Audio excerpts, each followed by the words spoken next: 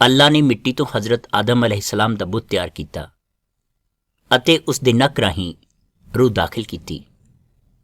ਆਦਮ ਦੇ ਰਹਿਣ ਲਈ ਬਹੁਤ ਸੋਹਣਾ ਬਾਗ ਤਿਆਰ ਕੀਤਾ, ਜਿਸ ਵਿੱਚ ਫਲਦਾਰ ਅਤੇ ਫੁੱਲਾਂ ਵਾਲੇ ਬੂਟੇ ਲਗਾਏ ਗਏ।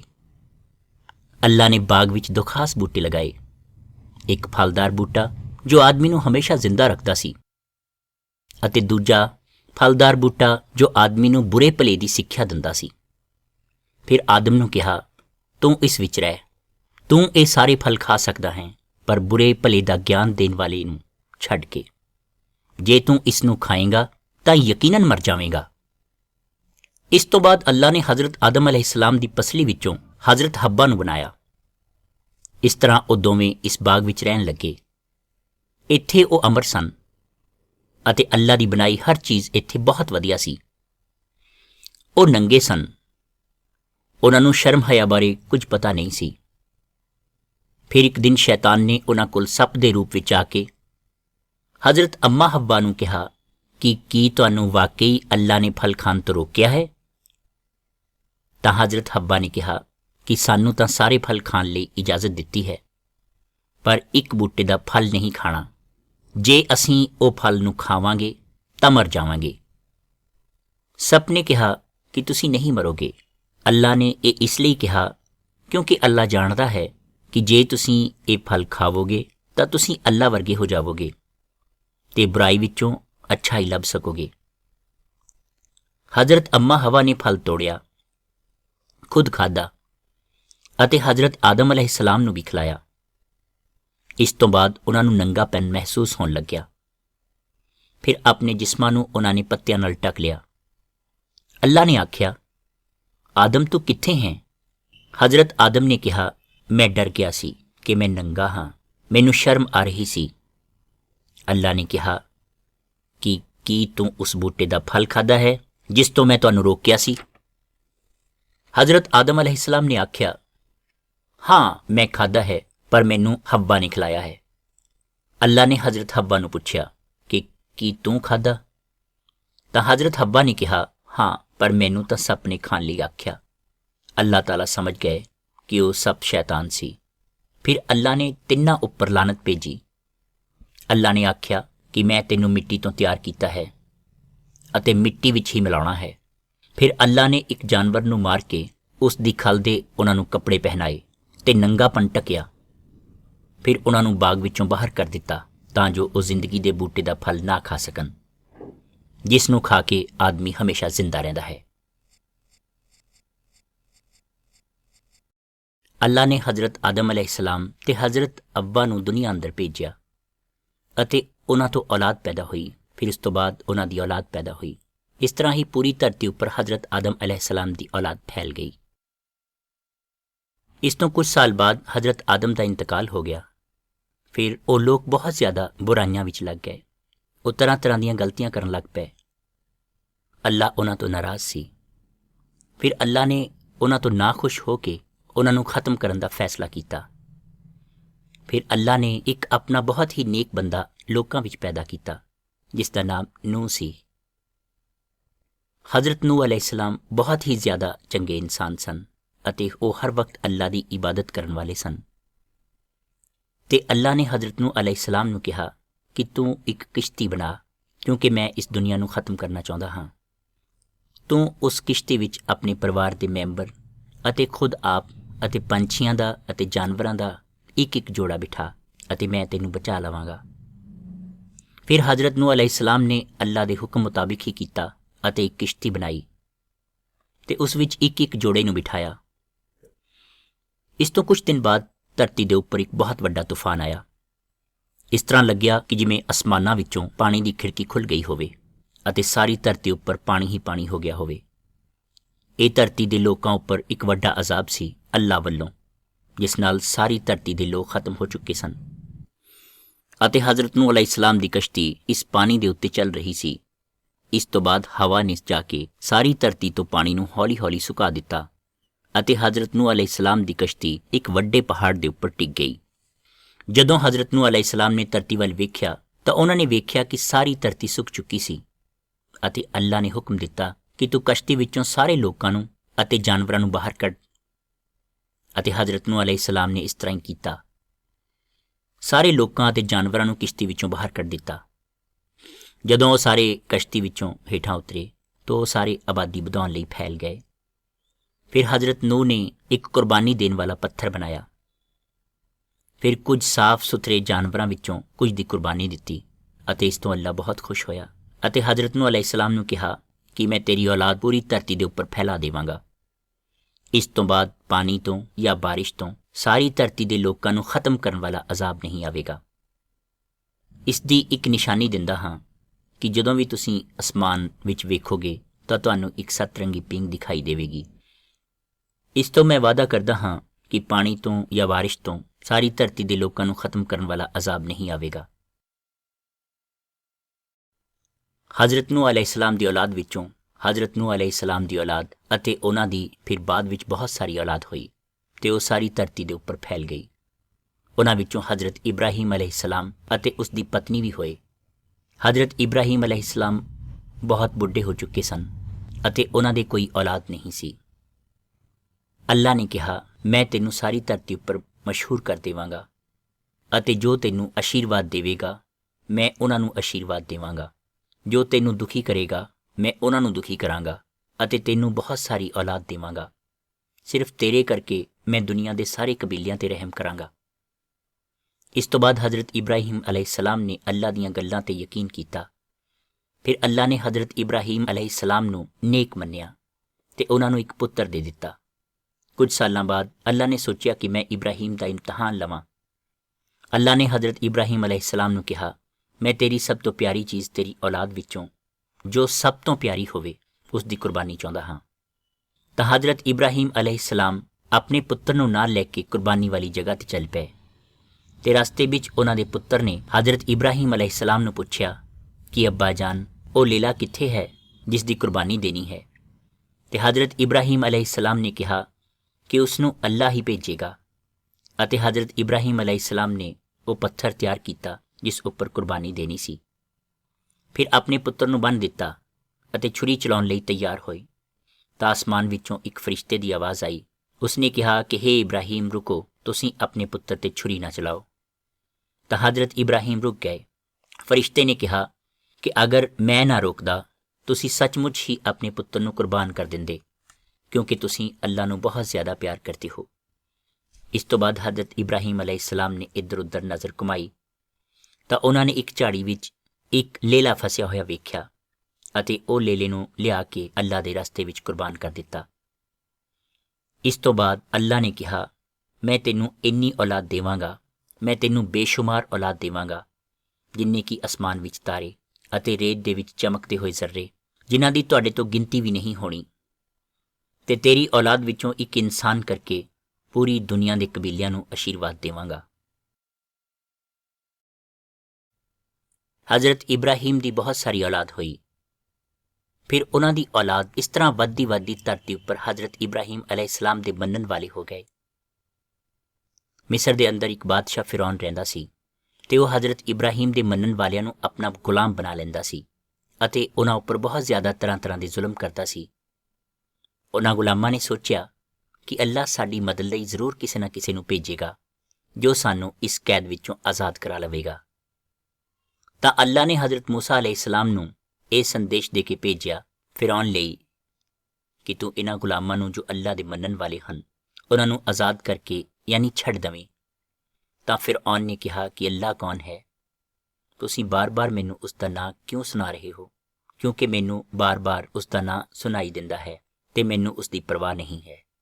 ਅਤੇ ਦੂਸਰਾ ਸੰਦੇਸ਼ ਸੁਣਾਇਆ ਕਿ ਜੇਕਰ ਤੁਸੀਂ ਇਹਨਾਂ ਨੂੰ ਗੁਲਾਮੀ ਤੋਂ ਆਜ਼ਾਦ ਨਹੀਂ ਕਰੋਗੇ ਤਾਂ ਅੱਲਾ ਇਸ ਧਰਤੀ ਉੱਪਰ ਯਾਨੀ ਮਿਸਰ ਦੀ ਧਰਤੀ ਉੱਪਰ ਦੁਖਦਾਇਕ ਭਾਵ ਦੁੱਖ ਦੇਣ ਵਾਲਾ ਅਜ਼ਾਬ ਫੈਲਾ ਦੇਵੇਗਾ।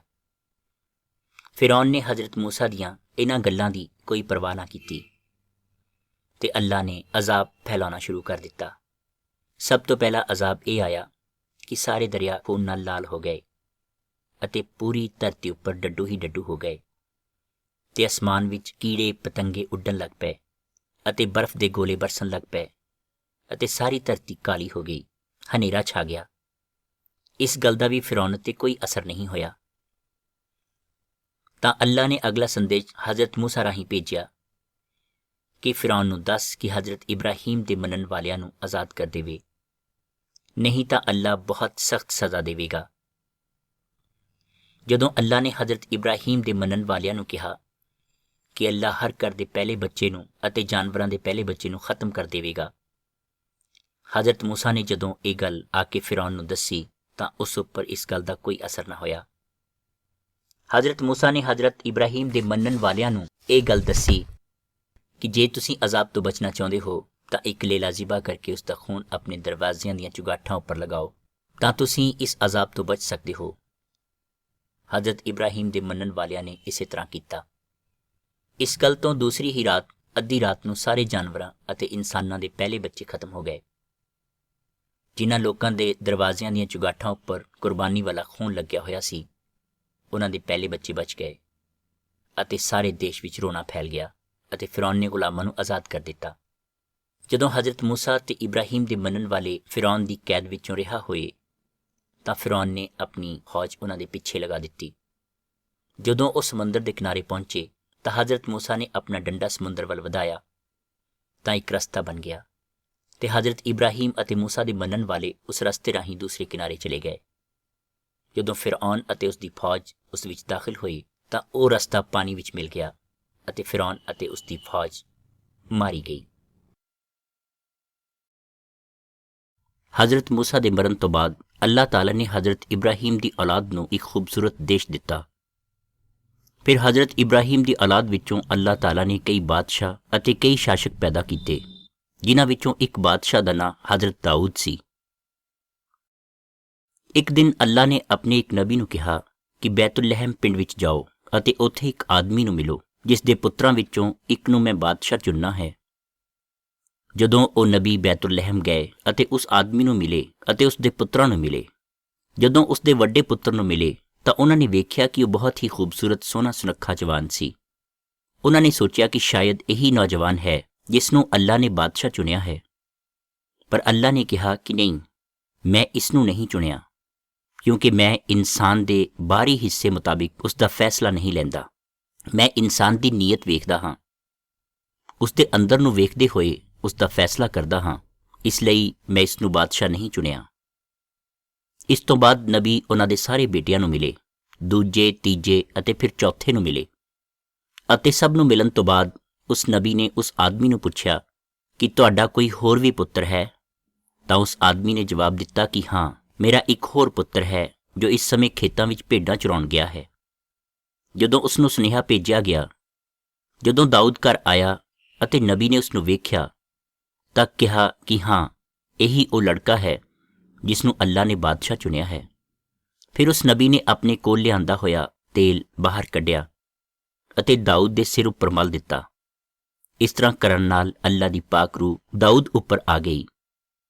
ਇਸ ਤੋਂ ਕੁਝ ਸਮਾਂ ਬੀਤਣ ਤੋਂ ਬਾਅਦ ਦਾਊਦ ਹਜ਼ਰਤ ਇਬਰਾਹੀਮ ਦੀ ਔਲਾਦ ਉੱਪਰ ਬਾਦਸ਼ਾਹ ਬਣਿਆ ਅਤੇ ਇਸ ਤੋਂ ਕੁਝ ਸਮਾਂ ਬਾਅਦ ਹਜ਼ਰਤ ਦਾਊਦ ਨੂੰ ਇੱਕ ਪੈਗੰਬਰ ਮਿਲਿਆ ਜਿਸ ਨੂੰ ਅੱਲਾਹ ਨੇ ਕਿਹਾ ਸੀ ਕਿ ਦਾਊਦ ਨੂੰ ਜਾ ਕੇ ਕਹਿ ਕਿ ਤੂੰ ਇੱਕ ਭੇਡਾਂ ਚਰਾਉਣ ਵਾਲਾ ਛੋਟਾ ਲੜਕਾ ਸੀ, ਪਰ ਮੈਂ ਤੈਨੂੰ ਰਾਜ ਦਿੱਤਾ, ਤੈਨੂੰ ਬਾਦਸ਼ਾਹ ਬਣਾਇਆ, ਤੇਰੇ ਇਲਾਕੇ ਵਿੱਚ, ਤੇਰੀ ਰਿਆਸਤ ਵਿੱਚ ਸ਼ਾਂਤੀ ਫੈਲਾ ਦਿੱਤੀ ਅਤੇ ਤੇਰੇ ਸਾਰੇ ਦੁਸ਼ਮਣਾਂ ਨੂੰ ਖਤਮ ਕਰ ਦਿੱਤਾ, ਅਤੇ ਇਹ ਵੀ ਕਿਹਾ ਕਿ ਹੁਣ ਮੈਂ ਤੇਰੀ ਔਲਾਦ ਵਿੱਚੋਂ ਅੱਗੇ ਬਾਦਸ਼ਾਹ ਬਣਾਵਾਂਗਾ। ਜੇ ਤੇਰੀ ਔਲਾਦ ਗਲਤੀਆਂ ਕਰੇਗੀ ਤਾਂ ਮੈਂ ਦੂਜੀਆਂ ਕੌਮਾਂ ਕੋਲੋਂ ਉਹਨਾਂ ਨੂੰ ਸਜ਼ਾ ਦਿਵਾਵਾਂਗਾ, ਪਰ ਮੇਰਾ ਪਿਆਰ ਅਟੁੱਟ ਹੈ, ਇਹ ਹਮੇਸ਼ਾ ਰਹੇਗਾ ਅਤੇ ਤੇਰਾ ਰਾਜ ਹਮੇਸ਼ਾ ਰਹੇਗਾ। ਇਸ ਤੋਂ ਬਾਅਦ ਦਾਊਦ ਨੇ ਅੱਲਾਹ ਦੀ ਤਾਰੀਫ ਕੀਤੀ, ਅੱਲਾਹ ਦੀ ਪ੍ਰਸ਼ੰਸਾ ਕੀਤੀ ਅਤੇ ਕਿਹਾ, ਹੇ ਅੱਲਾਹ, ਤੂੰ ਸੱਚਾ ਹੈ ਤੇ ਤੇਰੇ ਸ਼ਬਦ ਸੱਚੇ ਹਨ। ਹਜ਼ਰਤ ਇਬਰਾਹੀਮ ਦੀ ਔਲਾਦ ਵਿੱਚੋਂ ਅੱਲਾਹ ਤਾਲਾ ਨੇ ਕਈ ਨਬੀ ਅਤੇ ਬਾਦਸ਼ਾਹ ਭੇਜੇ। ਉਹਨਾਂ ਵਿੱਚੋਂ ਇੱਕ ਬਜ਼ੁਰਗ ਬਾਦਸ਼ਾਹ ਵੀ ਆਏ। ਉਹ ਬਜ਼ੁਰਗ ਬਾਦਸ਼ਾਹ ਹਰ ਵੇਲੇ ਅੱਲਾਹ ਦੀ ਭਗਤੀ ਕਰਦੇ ਸਨ ਅਤੇ ਅੱਲਾਹ ਦੀ ਹੁਕਮਾਂ ਦੀ ਪਾਲਣਾ ਕਰਦੇ ਸਨ। ਅਤੇ ਉਸੇ ਸਮੇਂ ਦੌਰਾਨ ਇੱਕ ਈਸਾਈਆ ਨਾਮ ਦੇ ਨਬੀ ਵੀ ਆਏ। ਕੁਝ ਸਮੇਂ ਬਾਅਦ ਜਦੋਂ ਉਹ ਬਜ਼ੁਰਗ ਬਾਦਸ਼ਾਹ ਬਿਮਾਰ ਹੋ ਗਏ ਤਾਂ ਅੱਲਾਹ ਤਾਲਾ ਨੇ ਈਸਾਈਆ ਨਬੀ ਨੂੰ ਉਸ ਬਜ਼ੁਰਗ ਬਾਦਸ਼ਾਹ ਕੋਲ ਭੇਜਿਆ ਅਤੇ ਕਿਹਾ ਕਿ ਤੁਸੀਂ ਹੁਣ ਮਰ ਜਾਣਾ ਹੈ। ਨਬੀ ਈਸਾਈਆ ਦਾ ਇਹ ਸੁਨੇਹਾ ਸੁਣ ਕੇ ਉਸ ਬਜ਼ੁਰਗ ਬਾਦਸ਼ਾਹ ਨੇ ਅੱਲਾਹ ਤਾਲਾ ਦੇ ਨਾਲ ਗਿਲੇ ਸ਼ਿਕਵੇ ਕਰਨੇ ਸ਼ੁਰੂ ਕਰ ਦਿੱਤੇ ਅਤੇ ਅੱਲਾਹ ਅੱਗੇ ਰੋਣਾ ਗਿੜਗਿੜਾਉਣਾ ਸ਼ੁਰੂ ਕਰ ਦਿੱਤਾ ਅੱਲਾਹ ਤਾਲਾ ਨੇ ਉਸ ਬਜ਼ੁਰਗ ਬਾਦਸ਼ਾਹ ਦਾ ਰੋਣਾ ਕਬੂਲ ਕੀਤਾ ਅਤੇ ਫਿਰ ਯਸਾਇਆ ਨਬੀ ਨੂੰ ਉਸ ਕੋਲ ਭੇਜਿਆ ਤੇ ਕਿਹਾ ਕਿ ਉਸ ਨੂੰ ਕਹੋ ਕਿ ਉਸ ਦੀ ਉਮਰ 15 ਸਾਲ ਹੋਰ ਵੱਧ ਗਈ ਹੈ। ਇਸ ਤੋਂ ਬਾਅਦ ਉਸ ਮੁਲਕ ਦੇ ਗੁਆਂਢੀ ਮੁਲਕ ਦੇ ਬਾਦਸ਼ਾਹ ਨੂੰ ਉਹਨਾਂ ਦੀ ਬਿਮਾਰੀ ਅਤੇ ਠੀਕ ਹੋਣ ਬਾਰੇ ਪਤਾ ਲੱਗਿਆ। ਉਸ ਮੁਲਕ ਦੇ ਲੋਕ ਆਪਣੇ ਹੀ ਬਣਾਏ ਹੋਏ ਝੂਠੇ ਰੱਬ ਦੀ ਇਬਾਦਤ ਕਰਦੇ ਸਨ। ਜਦੋਂ ਉਸ ਮੁਲਕ ਦੇ ਬਾਦਸ਼ਾਹ ਨੂੰ ਬਜ਼ੁਰਗ ਬਾਦਸ਼ਾਹ ਦੀ ਬਿਮਾਰੀ ਅਤੇ ਠੀਕ ਹੋਣ ਬਾਰੇ ਪਤਾ ਲੱਗਿਆ ਤਾਂ ਉਸਨੇ ਆਪਣੇ ਕੁਝ ਖਾਸ ਬੰਦੇ ਇੱਕ ਤੋਹਫਾ ਦੇ ਕੇ ਕੁਝ ਖਤਾਂ ਸਮੇਤ ਉਸ ਬਜ਼ੁਰਗ ਬਾਦਸ਼ਾਹ ਕੋਲ ਭੇਜੇ। ਜਦੋਂ ਉਹ ਬਜ਼ੁਰਗ ਬਾਦਸ਼ਾਹ ਕੋਲ ਪਹੁੰਚੇ ਤਾਂ ਉਸ ਬਜ਼ੁਰਗ ਬਾਦਸ਼ਾਹ ਨੇ ਮਹਿਲ ਦੀ ਕੱਲੀ ਚੀਜ਼ ਨੂੰ ਉਹਨਾਂ ਨੂੰ ਵਿਖਾਇਆ। ਤਾਂ ਯਸਾਇਆ ਨਬੀ ਨੇ ਬਜ਼ੁਰਗ ਬਾਦਸ਼ਾਹ ਨੂੰ ਪੁੱਛਿਆ ਕਿ ਤੁਸੀਂ ਕੀ ਕਰ ਰਹੇ ਹੋ? ਤਾਂ ਬਜ਼ੁਰਗ ਬਾਦਸ਼ਾਹ ਨੇ ਦੱਸਿਆ ਕਿ ਇਹ ਗੁਆਂਢੀ ਮੁਲਕ ਦੇ ਬਾਦਸ਼ਾਹ ਦੇ ਖਾਸ ਬੰਦੇ ਹਨ, ਮੈਂ ਇਹਨਾਂ ਨੂੰ ਆਪਣਾ ਮਹਿਲ ਵਿਖਾ ਰਿਹਾ ਹਾਂ। ਤਾਂ ਯਸਾਇਆ ਨਬੀ ਨੇ ਉਸ ਬਜ਼ੁਰਗ ਬਾਦਸ਼ਾਹ ਨੂੰ ਕਿਹਾ ਕਿ ਇਹ ਚੰਗਾ ਨਹੀਂ ਹੈ। ਇਹ ਉਹ ਲੋਕ ਹਨ ਜੋ ਤੇਰੇ ਉੱਪਰ ਹਮਲਾ ਕਰਨਗੇ, ਜੋ ਤੈਨੂੰ ਹਰਾ ਦੇਣਗੇ ਅਤੇ ਇਸ ਤੋਂ ਬਾਅਦ ਤੇਰਾ ਧਨ ਦੌਲਤ ਲੁੱਟ ਲੈਣਗੇ, ਤੇਰੇ ਬੱਚਿਆਂ ਨੂੰ, ਤੇਰੀ ਔਲਾਦ ਨੂੰ ਗੁਲਾਮ ਬਣਾ ਲੈਣਗੇ। 15 ਸਾਲਾਂ ਬਾਅਦ ਅੱਲਾ ਨੂੰ ਮੰਨਣ ਵਾਲਾ ਉਹ ਬਜ਼ੁਰਗ ਬਾਦਸ਼ਾਹ ਮਰ ਗਿਆ।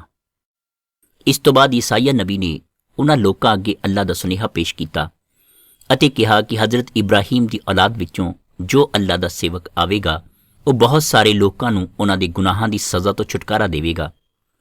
ਉਹ ਬਹੁਤ ਸਾਰੇ ਲੋਕਾਂ ਦੀਆਂ ਬਿਮਾਰੀਆਂ ਦਾ ਇਲਾਜ ਕਰ ਦੇਵੇਗਾ ਅਤੇ ਉਹ ਲੋਕਾਂ ਲਈ ਬਹੁਤ ਜ਼ਿਆਦਾ ਦੁੱਖ ਬਰਦਾਸ਼ਤ ਕਰੇਗਾ।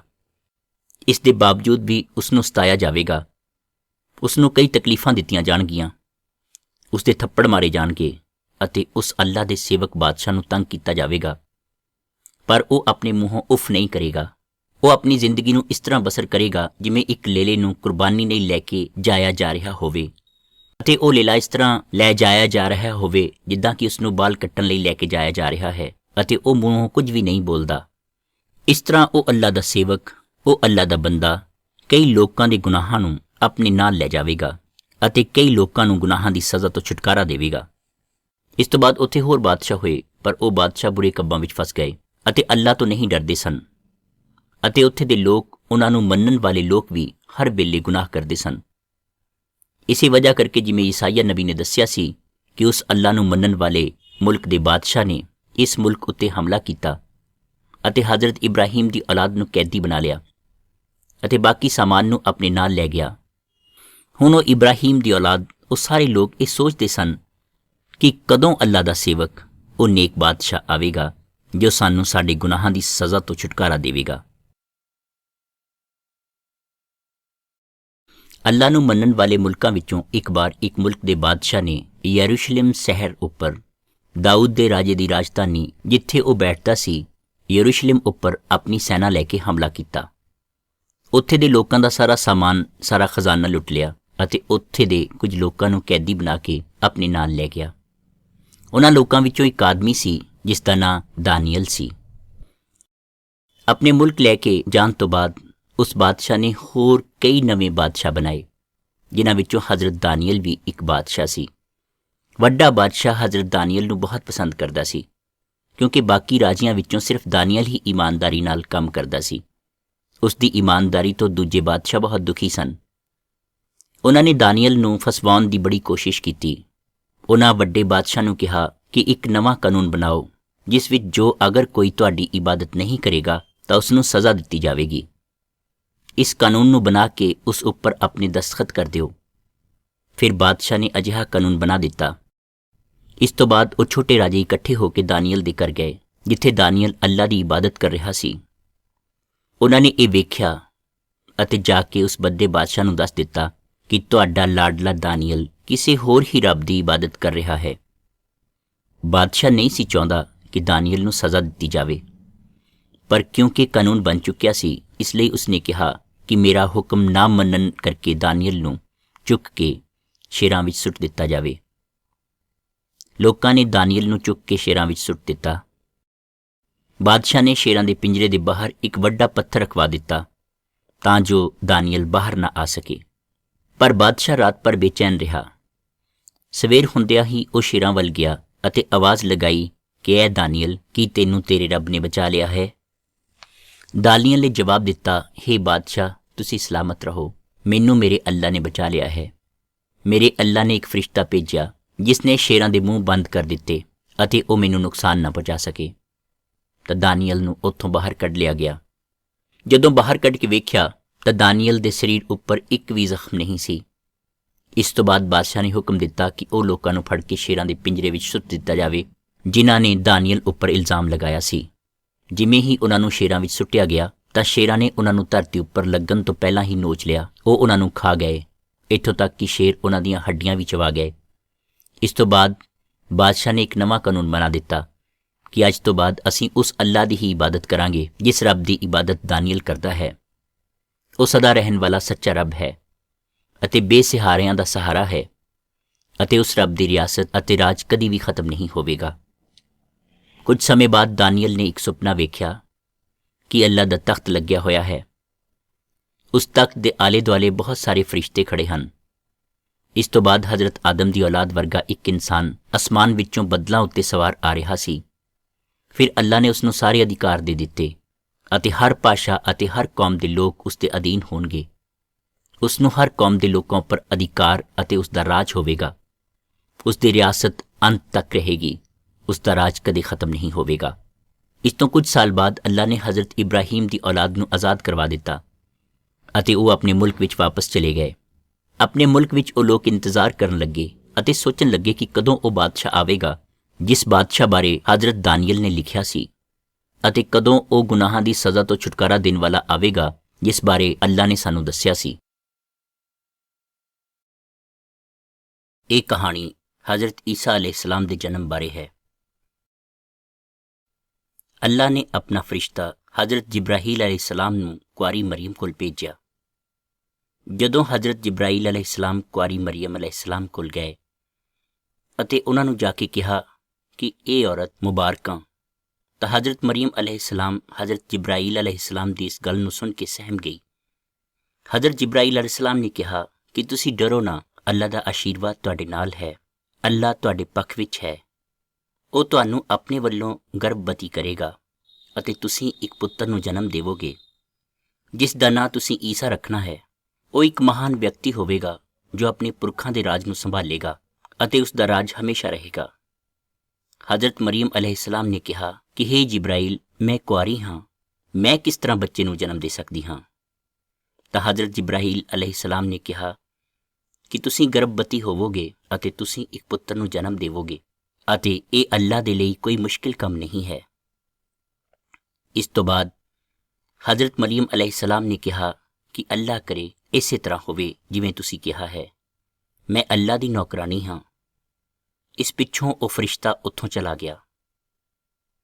ਜਦੋਂ ਹਜ਼ਰਤ ਈਸਾ अलैहिस्सलाम ਦਾ ਜਨਮ ਹੋਇਆ ਤਾਂ ਪੂਰਬ ਤੋਂ ਕੁਝ ਲੋਕ ਚੱਲ ਪਏ ਜੋ ਤਾਰਿਆਂ ਨੂੰ ਵੇਖ ਕੇ ਉਹਨਾਂ ਦੀ ਪੜ੍ਹਾਈ ਕਰਦੇ ਸਨ।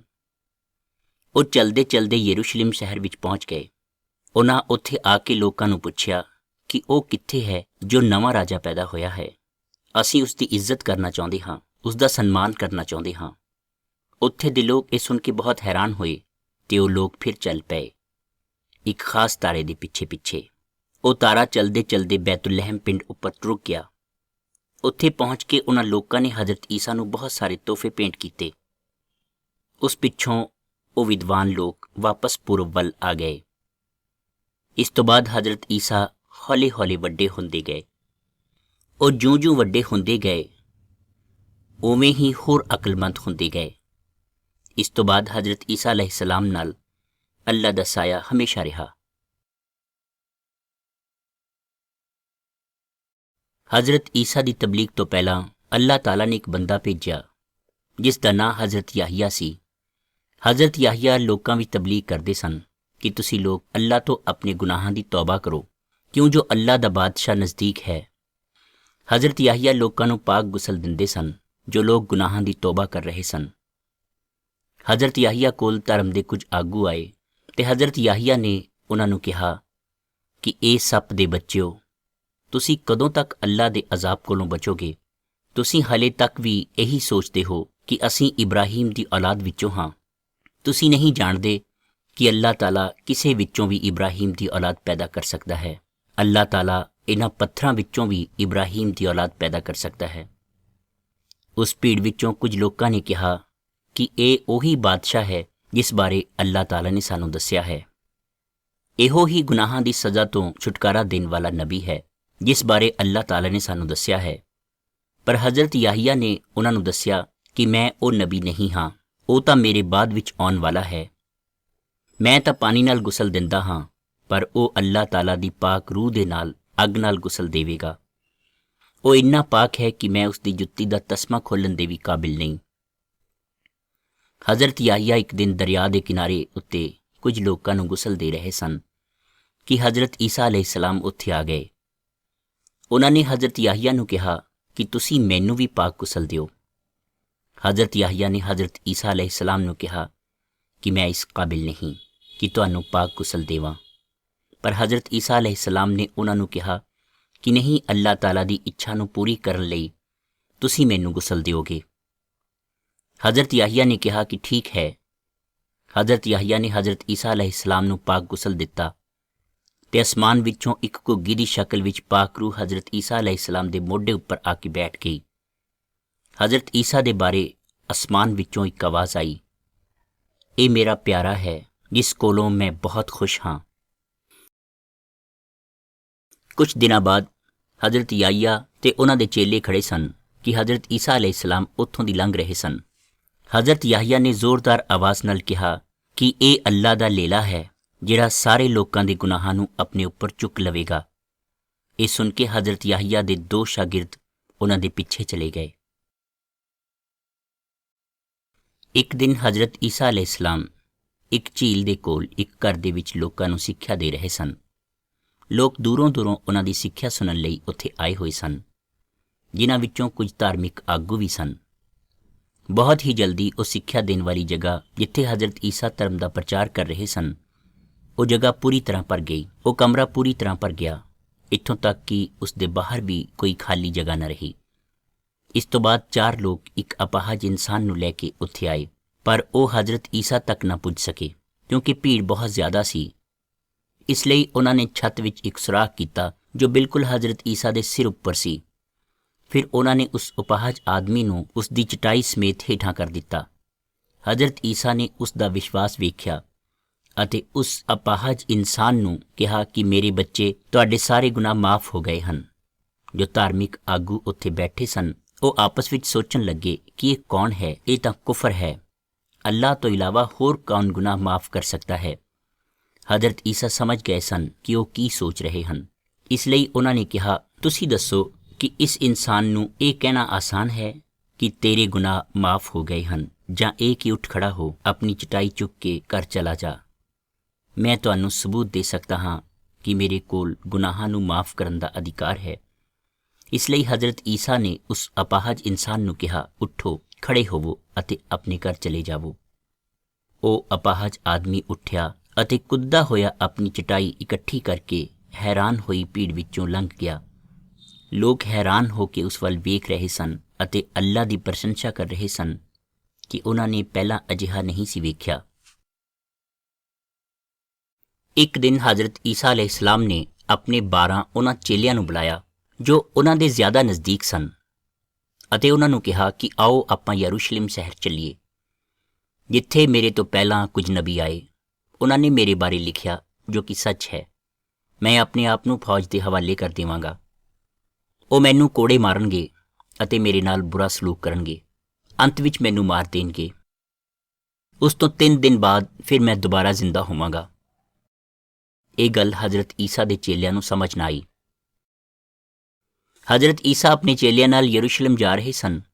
ਜਦੋਂ ਹਜ਼ਰਤ ਈਸਾ ਜਾ ਰਹੇ ਸਨ ਤਾਂ ਰਸਤੇ ਵਿੱਚ ਇੱਕ ਕਿਨਾਰੇ 'ਤੇ ਇੱਕ ਅੰਨਾ ਭਿਖਾਰੀ ਬੈਠਾ ਸੀ।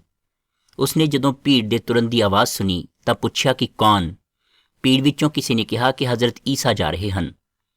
ਉਸ ਅੰਨੇ ਭਿਖਾਰੀ ਨੇ ਉੱਚੀ ਉੱਚੀ ਚਿল্ਲਾਉਣਾ ਸ਼ੁਰੂ ਕਰ ਦਿੱਤਾ ਕਿ ਹੇ ਈਸਾ, ਹੇ ਦਾਊਦ ਦੀ ਔਲਾਦ, ਮੇਰੇ ਉੱਪਰ ਰਹਿਮ ਖਾਓ। ਜਦੋਂ ਲੋਕਾਂ ਨੇ ਉਸ ਅੰਨੇ ਭਿਖਾਰੀ ਨੂੰ ਚੁੱਪ ਕਰਾਉਣ ਦੀ ਕੋਸ਼ਿਸ਼ ਕੀਤੀ ਤਾਂ ਉਹ ਹੋਰ ਉੱਚੀ ਉੱਚੀ ਚਿল্ਲਾਉਣ ਲੱਗ ਪਿਆ, ਹੇ ਈਸਾ, ਹੇ ਦਾਊਦ ਦੀ ਔਲਾਦ, ਮੇਰੇ ਉੱਪਰ ਰਹਿਮ ਕਰੋ। ਤਾਂ ਹਜ਼ਰਤ ਈਸਾ ਅਲੈਹਿਸਲਾਮ ਨੇ ਉਸ ਦੀ ਆਵਾਜ਼ ਸੁਣੀ ਤੇ ਭੀੜ ਵਿੱਚੋਂ ਕੁਝ ਬੰਦਿਆਂ ਨੂੰ ਕਿਹਾ ਕਿ ਇਸ ਆਦਮੀ ਨੂੰ ਮੇਰੇ ਕੋਲ ਲੈ ਆਓ। ਜਦੋਂ ਉਸ ਅੰਨੇ ਭਿਖਾਰੀ ਨੂੰ ਹਜ਼ਰਤ ਈਸਾ ਕੋਲ ਲਿਆਂਦਾ ਗਿਆ ਤਾਂ ਹਜ਼ਰਤ ਈਸਾ ਨੇ ਅੰਨੇ ਭਿਖਾਰੀ ਨੂੰ ਪੁੱਛਿਆ ਕਿ ਤੁਸੀਂ ਕੀ ਚਾਹੁੰਦੇ ਹੋ? ਤਾਂ ਉਸ ਅੰਨੇ ਭਿਖਾਰੀ ਨੇ ਕਿਹਾ ਕਿ ਮੈਂ ਵੇਖਣਾ ਚਾਹੁੰਦਾ ਹਾਂ। ਹਜ਼ਰਤ ਈਸਾ ਨੇ ਕਿਹਾ ਕਿ ਤੁਹਾਡਾ ਯਕੀਨ ਹੀ ਤੁਹਾਡੀ ਮਦਦ ਕਰੇਗਾ। ਇਸ ਤੋਂ ਫੌਰਨ ਬਾਅਦ ਉਹ ਅੰਨਾ ਭਿਖਾਰੀ ਵੇਖਣ ਲੱਗ ਗਿਆ। ਉਸਨੇ ਅੱਲਾ ਦੀ ਪ੍ਰਸ਼ੰਸਾ ਕੀਤੀ ਅਤੇ ਭੀੜ ਵਿੱਚ ਵੀ ਜੋ ਲੋਕ ਸਨ ਉਹਨਾਂ ਨੇ ਵੀ ਅੱਲਾ ਦੀ ਪ੍ਰਸ਼ੰਸਾ ਕੀਤੀ ਤੇ ਅੱਲਾ ਦਾ ਸ਼ੁਕਰ ਅਦਾ ਕੀਤਾ। ਇੱਕ ਦਿਨ ਹਜ਼ਰਤ ਈਸਾ ਅਲੈਹਿਸਲਾਮ ਨੇ ਆਪਣੇ ਚੇਲਿਆਂ ਦੇ ਨਾਲ ਈਦ ਦਾ ਤਿਉਹਾਰ ਮਨਾਇਆ। ਇਹ ਈਦ ਕੀ ਚੀਜ਼ ਹੈ? ਇਹ ਈਦ ਉਹ ਹੈ ਜਦੋਂ ਇਬਰਾਹੀਮ ਦੀ ਔਲਾਦ ਮੁਲਕ ਮਿਸਰ ਦੇ ਵਿੱਚ ਫਿਰੌਨ ਬਾਦਸ਼ਾਹ ਦੀ ਗੁਲਾਮੀ ਕਰਦੇ ਸਨ। ਉਦੋਂ ਆਜ਼ਾਦ ਹੋਣ ਦੀ ਖੁਸ਼ੀ ਵਿੱਚ ਉਹ ਈਦ ਮਨਾਉਂਦੇ ਸਨ। ਪਰ ਹਜ਼ਰਤ ਈਸਾ ਦੇ ਚੇਲਿਆਂ ਦੇ ਵਿੱਚੋਂ ਇੱਕ ਚੇਲੇ ਯਹੂਦਾ ਦੇ ਅੰਦਰ ਸ਼ੈਤਾਨ ਸਮਾ ਗਿਆ ਤੇ ਉਸਨੇ ਧਾਰਮਿਕ ਆਗੂ ਲੋਕਾਂ ਨਾਲ ਮਿਲ ਕੇ ਹਜ਼ਰਤ ਈਸਾ ਨੂੰ ਟਿਕਾਣੇ ਲਗਾਉਣ ਦਾ ਮਨਸੂਬਾ ਬਣਾਇਆ। ਧਾਰਮਿਕ ਆਗੂ ਲੋਕਾਂ ਨੇ ਹਜ਼ਰਤ ਈਸਾ ਨੂੰ ਕਤਲ ਕਰਨ ਦੇ ਇਸ ਮਨਸੂਬੇ ਲਈ ਉਸਨੂੰ ਪੈਸੇ ਦੇਣ ਦੀ ਵੀ ਗੱਲਬਾਤ ਕੀਤੀ, ਜਿਸ ਨਾਲ ਉਹ ਬੜਾ ਖੁਸ਼ ਹੋਇਆ। ਉਸ ਤੋਂ ਬਾਅਦ ਹਜ਼ਰਤ ਈਸਾ ਅਲੈਹਿਸਲਾਮ ਆਪਣੇ ਚੇਲਿਆਂ ਦੇ ਨਾਲ ਦਾਵਤ ਲਈ ਗਏ ਜਿੱਥੇ ਉਹਨਾਂ ਨੇ ਦਾਵਤ ਕਰਨੀ ਸੀ। ਹਜ਼ਰਤ ਈਸਾ ਨੇ ਆਪਣੇ ਚੇਲਿਆਂ ਨੂੰ ਕਿਹਾ ਕਿ ਮੈਂ ਤੁਹਾਡੇ ਨਾਲ ਇਹ ਦਾਵਤ ਆਪਣੇ ਦੁੱਖਾਂ ਦੇ ਸ਼ੁਰੂ ਤੋਂ ਪਹਿਲਾਂ ਕਰਨਾ ਚਾਹੁੰਦਾ ਹਾਂ। ਉਸ ਵੇਲੇ ਉਹਨਾਂ ਦੇ ਨਾਲ ਉਹਨਾਂ ਦੇ 12 ਨਜ਼ਦੀਕੀ ਚੇਲੇ ਸਨ। ਫਿਰ ਆਪਣੇ ਚੇਲਿਆਂ ਨੂੰ ਹਜ਼ਰਤ ਈਸਾ ਨੇ ਆਖਿਆ ਕਿ ਤੁਹਾਡੇ ਵਿੱਚੋਂ ਹੀ ਇੱਕ ਹੈ ਜੋ ਮੈਨੂੰ ਮੇਰੇ ਦੁੱਖ ਦੇਣ ਵਾਲਿਆਂ ਦੇ ਹਵਾਲੇ ਕਰੇਗਾ। ਤੁਸੀਂ ਬਿਲਕੁਲ ਪਰੇਸ਼ਾਨ ਨਾ ਹੋਵੋ। ਮੈਂ ਇਹ ਤੁਹਾਨੂੰ ਸਮੇਂ ਰਹਿੰਦਿਆਂ ਦੱਸ ਰਿਹਾ ਹਾਂ ਕਿ ਤੁਸੀਂ ਘਬਰਾ ਨਾ ਜਾਓ ਅਤੇ ਫਿਰ ਜਦੋਂ ਮੈਂ ਵਾਪਸ ਆਵਾਂ ਤੇ ਤੁਸੀਂ ਮੈਨੂੰ ਪਹਿਚਾਨ ਲਵੋ। ਫਿਰ ਹਜ਼ਰਤ ਈਸਾ ਅਲੈਹਿਸਲਾਮ ਨੇ ਇੱਕ ਰੋਟੀ ਲਈ ਤੇ ਅੱਲਾਹ ਤਾਲਾ ਦਾ ਸ਼ੁਕਰ ਅਦਾ ਕੀਤਾ। ਰੋਟੀ ਦੇ ਟੁਕੜੇ ਕਰਕੇ ਆਪਣੇ ਚੇਲਿਆਂ ਨੂੰ ਦਿੱਤੀ ਅਤੇ ਕਿਹਾ ਕਿ ਇਹ ਮੇਰੇ ਬਦਨ ਦਾ ਪ੍ਰਤੀਕ ਹੈ ਜਿਹੜਾ ਤੁਹਾਡੇ ਲਈ ਤੋੜਿਆ ਜਾਵੇਗਾ। ਫਿਰ ਹਜ਼ਰਤ ਈਸਾ ਨੇ ਇੱਕ ਗਲਾਸ ਲਿਆ ਜਿਸ ਵਿੱਚ ਫਲ ਦਾ ਰਸ ਸੀ। ਉਸਨੇ ਆਪਣੇ ਚੇਲਿਆਂ ਨੂੰ ਦੇ ਕੇ ਕਿਹਾ ਕਿ ਇਹ ਮੇਰੇ ਖੂਨ ਦਾ ਪ੍ਰਤੀਕ ਹੈ ਜਿਸ ਵਿੱਚ ਅੱਲਾਹ ਤਾਲਾ ਦਾ ਨਵਾਂ ਵਾਅਦਾ ਗੁਨਾਹ ਦੀ ਮਾफ़ੀ ਲਈ ਹੈ। ਮੈਨੂੰ ਯਾਦ ਰੱਖਣ ਲਈ ਹਮੇਸ਼ਾ ਇਸੇ ਤਰ੍ਹਾਂ ਕਰਦੇ ਰਹਿਣਾ। ਉਸ ਦੇ ਬਾਅਦ ਹਜ਼ਰਤ ਈਸਾ ਅਲੈਹਿਸਲਾਮ ਸ਼ਹਿਰ ਦੇ ਬਾਹਰ ਇੱਕ ਬਾਗ ਦੇ ਵਿੱਚ ਆਪਣੇ ਚੇਲਿਆਂ ਦੇ ਨਾਲ ਦੁਆ ਕਰਨ ਲਈ ਗਏ। ਜਦੋਂ ਹਜ਼ਰਤ ਈਸਾ ਅਤੇ ਉਹਨਾਂ ਦੇ ਚੇਲੇ ਬਾਗ ਵਿੱਚ ਦੁਆ ਲਈ ਮੌਜੂਦ ਸਨ ਤਾਂ ਉੱਥੇ ਉਹ ਚੇਲਾ ਜਿਸ ਦਾ ਨਾਂ ਯਹੂਦਾ ਸੀ ਕੁਝ ਸਿਪਾਹੀਆਂ ਅਤੇ ਧਾਰਮਿਕ ਆਗੂਆਂ ਦੇ ਨਾਲ ਹਜ਼ਰਤ ਈਸਾ ਅਲੈਹਿਸਲਾਮ ਨੂੰ ਫੜਨ ਲਈ ਆਇਆ। ਉਹਨਾਂ ਦੇ ਹੱਥਾਂ ਵਿੱਚ ਮਸ਼ਾਲਾਂ ਤੇ ਤਲਵਾਰਾਂ ਵੀ ਫੜੀਆਂ ਹੋਈਆਂ ਸਨ। ਹਜ਼ਰਤ ਈਸਾ ਅਲੈਹਿਸਲਾਮ ਬੜੀ ਚੰਗੀ ਤਰ੍ਹਾਂ ਜਾਣਦੇ ਸਨ ਕਿ ਉਹਨਾਂ ਨੂੰ ਕਿਹੜੀਆਂ-ਕਿਹੜੀਆਂ ਗੱਲਾਂ ਦਾ ਸਾਹਮਣਾ ਕਰਨਾ ਪਵੇਗਾ। ਹਜ਼ਰਤ ਈਸਾ ਅਲੈਹਿਸਲਾਮ ਨੇ ਬਾਹਰ ਆ ਕੇ ਉਹਨਾਂ ਨੂੰ ਪੁੱਛਿਆ ਕਿ ਤੁਸੀਂ ਕਿਸ ਨੂੰ ਲੱਭ ਰਹੇ ਹੋ? ਤਾਂ ਉਹਨਾਂ ਨੇ ਕਿਹਾ ਕਿ ਅਸੀਂ ਹਜ਼ਰਤ ਈਸਾ ਨੂੰ ਲੱਭ ਰਹੇ ਹਾਂ। ਹਜ਼ਰਤ ਈਸਾ ਅਲੈਹਿਸਲਾਮ ਨੇ ਕਿਹਾ ਕਿ ਉਹ ਮੈਂ ਹਾਂ। ਤਾਂ ਉਹ ਸਾਰੇ ਇੱਕਦਮ ਡਿੱਗ ਪਏ। ਜਦੋਂ ਉਹ ਦੁਬਾਰਾ ਉੱਠੇ ਤਾਂ ਉਹਨਾਂ ਕਿਹਾ ਕਿ ਅਸੀਂ ਤੁਹਾਨੂੰ ਫੜਨਾ ਚਾਹੁੰਦੇ ਹਾਂ। ਤਾਂ ਹਜ਼ਰਤ ਈਸਾ ਨੇ ਕਿਹਾ ਕਿ ਤੁਸੀਂ ਮੈਨੂੰ ਫੜ ਲਓ ਪਰ ਤੁਸੀਂ ਮੇਰੇ ਚੇਲਿਆਂ ਨੂੰ ਛੱਡ ਦਿਓ। ਹਜ਼ਰਤ ਈਸਾ ਅਲੈਹਿਸਲਾਮ ਨੂੰ ਫੜਨ ਲਈ ਲੋਕ ਆਏ ਤਾਂ ਉਹਨਾਂ ਦਾ ਇੱਕ ਚੇਲਾ ਸੀ ਪਤਰਸ। ਉਸਨੇ ਆਪਣੀ ਤਲਵਾਰ ਕੱਢੀ ਤੇ ਇੱਕ ਨੌਕਰ ਉੱਤੇ ਚਲਾ ਦਿੱਤੀ ਤੇ ਉਸ ਦਾ ਕੰਨ ਕੱਟ ਦਿੱਤਾ। ਤਾਂ ਹਜ਼ਰਤ ਈਸਾ ਅਲੈਹਿਸਲਾਮ ਨੇ ਕਿਹਾ ਕਿ ਆਪਣੀ ਤਲਵਾਰ ਥੱਲੇ ਕਰ। ਜੇ ਮੈਨੂੰ ਮਦਦ ਦੀ ਲੋੜ ਹੁੰਦੀ ਤਾਂ ਮੈਂ ਆਪਣੇ ਅੱਲਾ ਨੂੰ ਕਹਿ ਕੇ ਕਈ ਫਰਿਸ਼ਤੇ ਬੁਲਾ ਲੈਂਦਾ, ਪਰ ਨਬੀਆਂ ਦੀਆਂ ਭਵਿੱਖਬਾਣੀਆਂ ਕਿਵੇਂ ਪੂਰੀਆਂ ਹੁੰਦੀਆਂ? ਫਿਰ ਹਜ਼ਰਤ ਈਸਾ ਨੇ ਨੌਕਰ ਦੇ ਕੰਨ ਤੇ ਹੱਥ ਰੱਖ ਕੇ ਉਸ ਨੂੰ ਠੀਕ ਕਰ ਦਿੱਤਾ। ਜਿਹੜੇ ਲੋਕਾਂ ਨੇ ਹਜ਼ਰਤ ਈਸਾ ਅਲੈਹਿਸਲਾਮ ਨੂੰ ਫੜ ਕੇ ਧਰਮ ਦੇ ਆਗੂ ਲੋਕਾਂ ਅੱਗੇ ਕੀਤਾ ਸੀ, ਜਦੋਂ ਉਹ ਧਾਰਮਿਕ ਆਗੂਆਂ ਦੇ ਪ੍ਰਧਾਨ ਦੇ ਘਰ ਪਹੁੰਚੇ ਤਾਂ ਉੱਥੇ ਬਹੁਤ ਸਾਰੇ ਝੂਠੇ ਗਵਾਹੀਆਂ ਦੇਣ ਵਾਲੇ ਵੀ ਆਏ ਹੋਏ ਸਨ, ਪਰ ਉਹਨਾਂ ਦੇ ਖਿਲਾਫ ਕੋਈ ਗੱਲ ਨਾ ਬਣੀ। ਫਿਰ ਉੱਥੋਂ ਧਾਰਮਿਕ ਆਗੂਆਂ ਦੇ ਪ੍ਰਧਾਨ ਨੇ ਹਜ਼ਰਤ ਈਸਾ ਅਲੈਹਿਸਲਾਮ ਨੂੰ ਪੁੱਛਿਆ ਕਿ ਤੈਨੂੰ ਅੱਲਾ ਦੀ ਕਸਮ ਹੈ ਕਿ ਤੂੰ ਸਾਨੂੰ ਦੱਸ ਕਿ ਕੀ ਤੂੰ ਵਾਕਈ ਹਜ਼ਰਤ ਇਬਰਾਹੀਮ ਦੇ ਮੰਨਣ ਵਾਲਿਆਂ ਦਾ ਬਾਦਸ਼ਾਹ ਹੈ? ਹਜ਼ਰਤ ਈਸਾ ਅਲੈਹਿਸਲਾਮ ਨੇ ਉਹਨਾਂ ਨੂੰ ਜਵਾਬ ਦਿੱਤਾ ਕਿ ਤੂੰ ਤਾਂ ਖੁਦ ਵੀ ਕਹਿ ਦਿੱਤਾ ਹੈ। ਤੁਸੀਂ ਖੁਦ ਵੇਖੋਗੇ ਕਿ ਮੈਂ ਅਸਮਾਨ ਦੇ ਉੱਤੇ ਅੱਲਾਹ ਤਾਲਾ ਦੇ ਸੱਜੇ ਹੱਥ ਬੈਠਾ ਹੋਵਾਂਗਾ ਤੇ ਫਿਰ ਜਦੋਂ ਮੈਂ ਵਾਪਸ ਆਵਾਂਗਾ ਤਾਂ ਬੱਦਲਾਂ ਉੱਤੇ ਸਵਾਰ ਹੋ ਕੇ ਆਵਾਂਗਾ। ਇਹ ਗੱਲ ਸੁਣ ਕੇ ਧਾਰਮਿਕ ਆਗੂਆਂ ਦੇ ਪ੍ਰਧਾਨ ਨੇ ਆਪਣੇ ਕੱਪੜੇ ਪਾੜੇ ਤੇ ਕਿਹਾ ਕਿ ਹੁਣ ਅਸੀਂ ਆਪਣੇ ਅੱਖੀਂ ਤੇ ਕੰਨੀ ਸੁਣਿਆ, ਇਹ ਕੁਫਰ ਬਕਦਾ ਹੈ, ਇਹ ਕਤਲ ਦੇ ਲਾਇਕ ਹੈ। ਸਵੇਰੇ ਹੁੰਦਿਆਂ ਹੀ ਧਰਮ ਦੇ ਆਗੂ ਲੋਕ ਇਹ ਸੋਚਣ ਲੱਗੇ ਕਿ ਅਸੀਂ ਕਿੰਜ ਹਜ਼ਰਤ ਈਸਾ ਨੂੰ ਕਤਲ ਕਰ ਸਕਦੇ ਹਾਂ। ਧਾਰਮਿਕ ਆਗੂਆਂ ਤੇ ਕੌਮ ਦੇ ਬਜ਼ੁਰਗਾਂ ਨੇ ਹਜ਼ਰਤ ਈਸਾ ਅਲੈਹਿਸਲਾਮ ਨੂੰ ਕਚਹਿਰੀ ਦੇ ਹਾਕਮ ਅੱਗੇ ਪੇਸ਼ ਕਰ ਦਿੱਤਾ। ਕੌਮ ਦੇ ਬਜ਼ੁਰਗ ਤੇ ਧਾਰਮਿਕ ਆਗੂ ਤਰ੍ਹਾਂ-ਤਰ੍ਹਾਂ ਦੇ ਇਲਜ਼ਾਮ ਹਜ਼ਰਤ ਈਸਾ ਅਲੈਹਿਸਲਾਮ ਉੱਤੇ ਲਗਾਉਣ ਲੱਗ ਪਏ ਸਨ। ਕਚਹਿਰੀ ਦੇ ਹਾਕਮ ਨੇ ਉਹਨਾਂ ਨੂੰ ਫਿਰ ਪੁੱਛਿਆ ਕਿ ਇਹ ਲੋਕ ਤੁਹਾਡੇ ਉੱਪਰ ਤਰ੍ਹਾਂ-ਤਰ੍ਹਾਂ ਦੇ ਇਲਜ਼ਾਮ ਲਗਾਉਂਦੇ ਹਨ, ਕੀ ਤੁਹਾਡੇ ਕੋਲ ਕੋਈ ਜਵਾਬ ਨਹੀਂ ਹੈ? ਤਾਂ ਹਜ਼ਰਤ ਈਸਾ ਅਲੈਹਿਸਲਾਮ ਖਾਮੋਸ਼ ਰਹੇ। ਕਚਹਿਰੀ ਦਾ ਹਾਕਮ ਪਰੇਸ਼ਾਨ ਹੋ ਗਿਆ। ਉਹ ਆਪਣੇ ਮਹਿਲ ਵਿੱਚੋਂ ਕਿਸੇ ਹੋਰ ਜਗ੍ਹਾ ਤੇ ਗਏ ਤੇ ਉਸ ਜਗ੍ਹਾ ਤੇ ਹਜ਼ਰਤ ਈਸਾ ਅਲੈਹਿਸਲਾਮ ਨੂੰ ਤਲਬ ਕੀਤਾ ਅਤੇ ਉਹਨਾਂ ਨੂੰ ਪੁੱਛਿਆ ਕਿ ਕੀ ਤੁਸੀਂ ਬਾਦਸ਼ਾਹ ਹੋ? ਇਸ ਗੱਲ ਦੇ ਜਵਾਬ ਵਿੱਚ ਹਜ਼ਰਤ ਈਸਾ ਨੇ ਹਾਕਮ ਨੂੰ ਪੁੱਛਿਆ ਕਿ ਕੀ ਇਹ ਗੱਲ ਤੁਸੀਂ ਆਪਣੇ ਕੋਲੋਂ ਕਹਿੰਦੇ ਹੋ ਜਾਂ ਇਹਨਾਂ ਲੋਕਾਂ ਕੋਲੋਂ ਸੁਣ ਕੇ ਕਹਿ ਰਹੇ ਹੋ? ਹਾਕਮ ਨੇ ਸੁਣ ਕੇ ਹਜ਼ਰਤ ਈਸਾ ਨੂੰ ਕਿਹਾ ਕਿ ਮੈਂ ਹਜ਼ਰਤ ਇਬਰਾਹੀਮ ਦੀ ਔਲਾਦ ਵਿੱਚੋਂ ਨਹੀਂ ਹਾਂ, ਇਸ ਲਈ ਕੌਮ ਦੇ ਬਜ਼ੁਰਗਾਂ ਅਤੇ ਧਾਰਮਿਕ ਆਗੂਆਂ ਨੇ ਤੁਹਾਨੂੰ ਮੇਰੇ ਅੱਗੇ ਪੇਸ਼ ਕੀਤਾ ਹੈ। ਹਜ਼ਰਤ ਈਸਾ ਅਲੈਹਿਸਲਾਮ ਨੇ ਉਸ ਨੂੰ ਜਵਾਬ ਦਿੱਤਾ, ਮੇਰੀ ਬਾਦਸ਼ਾਹਤ ਜ਼ਮੀਨੀ ਨਹੀਂ ਹੈ। ਅਗਰ ਜ਼ਮੀਨੀ ਹੁੰਦੀ ਤਾਂ ਮੇਰੇ ਖਾਦਮ ਜ਼ਮੀਨ ਦੇ ਲੋਕਾਂ ਨਾਲ ਜੰਗ ਕਰਦੇ। ਹਾਕਮ ਨੇ ਉਹਨਾਂ ਲੋਕਾਂ ਨੂੰ ਕਿਹਾ ਕਿ ਮੈਂ ਇਸ ਵਿੱਚ ਕੋਈ ਕਸੂਰ ਨਹੀਂ ਵੇਖਦਾ ਹਾਂ, ਮੈਂ ਵੇਖਦਾ ਹਾਂ ਕਿ ਇਹ ਬੇਗੁਨਾਹ ਹੈ। ਪਰ ਉਹਨਾਂ ਲੋਕਾਂ ਨੇ ਬਹੁਤ ਸ਼ੋਰ ਮਚਾ ਕੇ ਕਿਹਾ ਕਿ ਨਹੀਂ, ਇਸ ਨੂੰ ਕਤਲ ਕੀਤਾ ਜਾਵੇ। ਫਿਰ ਹਾਕਮ ਨੇ ਇੱਕ ਬਰਤਨ ਵਿੱਚ ਪਾਣੀ ਮੰਗਵਾ ਕੇ ਹੱਥ ਧੋਤੇ ਤੇ ਕਿਹਾ, ਮੈਂ ਇਸ ਦੇ ਕਤਲ ਤੋਂ ਪਾਕ ਹਾਂ। ਉਹਨਾਂ ਨੇ ਸ਼ੋਰ ਮਚਾ ਕੇ ਕਿਹਾ ਕਿ ਇਸ ਦੇ ਕਤਲ ਦੀ ਜ਼ਿੰਮੇਵਾਰੀ ਸਾਡੀ ਅਤੇ ਸਾਡੀ ਔਲਾਦ ਉੱਤੇ ਹੈ। ਫਿਰ ਹਾਕਮ ਨੇ ਹਜ਼ਰਤ ਈਸਾ ਅਲੈਹਿਸਲਾਮ ਨੂੰ ਕੋੜੇ ਲਗਵਾਏ ਤੇ ਉਹਨਾਂ ਦੇ ਹਵਾਲੇ ਕਰ ਦਿੱਤਾ, ਇਸ ਲਈ ਕਿ ਉਹ ਹਜ਼ਰਤ ਈਸਾ ਨੂੰ ਕਤਲ ਕਰ ਦੇਣ। ਜਿਸ ਵੇਲੇ ਕਚਹਿਰੀ ਦਾ ਹਾਕਮ ਹਜ਼ਰਤ ਈਸਾ ਅਲੈਹਿਸਲਾਮ ਨੂੰ ਸਜ਼ਾ ਦੇਣ ਲਈ ਰਜ਼ਾਮੰਦ ਹੋ ਗਿਆ ਤੇ ਧਾਰਮਿਕ ਆਗੂਆਂ ਨੇ ਹਜ਼ਰਤ ਈਸਾ ਅਲੈਹਿਸਲਾਮ ਲਈ ਇੱਕ ਸਲੀਬ ਬਣਵਾ ਕੇ ਉਸ ਨੂੰ ਚੁਕਾਇਆ ਤੇ ਉੱਥੋਂ ਚੱਲਦੇ ਹੋਏ ਉਸ ਪਹਾੜ ਤੇ ਪਹੁੰਚੇ ਜਿਸ ਦਾ ਨਾਂ ਖੋਪੜੀ ਸੀ, ਅਤੇ ਨਾਲ 2 ਡਾਕੂਆਂ ਨੂੰ ਵੀ ਉਸ ਜਗ੍ਹਾ ਤੇ ਲੈ ਗਏ। ਜਦੋਂ ਹਜ਼ਰਤ ਈਸਾ ਅਲੈਹਿਸਲਾਮ ਨੂੰ ਉਸ ਲੱਕੜੀ ਦੀ ਸਲੀਬ ਤੇ ਲਟਾ ਕੇ ਉਹਨਾਂ ਦੇ ਹੱਥਾਂ ਅਤੇ ਪੈਰਾਂ ਵਿੱਚ ਕਿੱਲ ਠੋਕ ਕੇ ਗਏ ਤਾਂ ਨਾਲ ਹੋਰ 2 ਡਾਕੂ ਵੀ ਹੱਥਾਂ ਅਤੇ ਪੈਰਾਂ ਦੇ ਵਿੱਚ ਕਿੱਲ ਠੋਕ ਕੇ ਲਟਕਾ ਦਿੱਤੇ ਗਏ। ਉਸ ਵੇਲੇ ਧਾਰਮਿਕ ਆਗੂਆਂ ਤੇ ਲੋਕਾਂ ਨੇ ਹਜ਼ਰਤ ਈਸਾ ਅਲੈਹਿਸਲਾਮ ਨੂੰ ਕਿਹਾ ਕਿ ਅਗਰ ਤੂੰ ਇਬਰਾਹੀਮ ਦੀ ਔਲਾਦ ਦੇ ਵਿੱਚੋਂ ਹੈ ਤਾਂ ਉਹਨਾਂ ਦਾ ਬਾਦਸ਼ਾਹ ਹੈ ਤੇ ਆਪਣੇ ਆਪ ਨੂੰ ਇਸ ਲੱਕੜੀ ਦੀ ਸਲੀਬ ਤੋਂ ਉੱਤੋਂ ਉਤਾਰ ਲੈ। ਉਹ ਲੋਕ ਹਜ਼ਰਤ ਈਸਾ ਅਲੈਹਿਸਲਾਮ ਨੂੰ ਮਜ਼ਾਕ ਤੇ ਠੱਠਾ ਵੀ ਕਰਦੇ ਰਹੇ। ਉਹਨਾਂ ਡਾਕੂਆਂ ਵਿੱਚੋਂ ਇੱਕ ਡਾਕੂ ਨੇ ਵੀ ਹਜ਼ਰਤ ਈਸਾ ਅਲੈਹਿਸਲਾਮ ਨੂੰ ਕਿਹਾ ਕਿ ਅਗਰ ਤੂੰ ਛੁਟਕਾਰਾ ਦੇਣ ਵਾਲਾ ਹੈ ਤਾਂ ਆਪਣੇ ਆਪ ਨੂੰ ਵੀ ਬਚਾ ਤੇ ਸਾਨੂੰ ਵੀ ਬਚਾ।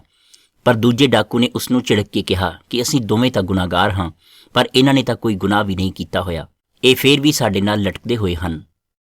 ਉਸ ਡਾਕੂ ਨੇ ਹਜ਼ਰਤ ਈਸਾ ਅਲੈਹਿਸਲਾਮ ਨੂੰ ਕਿਹਾ ਕਿ ਜਦੋਂ ਤੁਸੀਂ ਆਪਣੀ ਬਾਦਸ਼ਾਹੀ ਵਿੱਚ ਜਾਵੋਗੇ ਉੱਥੇ ਮੈਨੂੰ ਵੀ ਯਾਦ ਕਰਨਾ। ਹਜ਼ਰਤ ਈਸਾ ਅਲੈਹਿਸਲਾਮ ਨੇ ਉਸ ਡਾਕੂ ਨੂੰ ਜਵਾਬ ਦਿੱਤਾ ਕਿ ਤੂੰ ਅੱਜ ਹੀ ਮੇਰੇ ਨਾਲ ਜੰਨਤ ਦੇ ਵਿੱਚ ਹੋਵੇਂਗਾ। ਉੱਥੇ 3 ਘੰਟੇ ਲਈ ਬਹੁਤ ਜ਼ਿਆਦਾ ਹਨੇਰਾ ਹੋ ਗਿਆ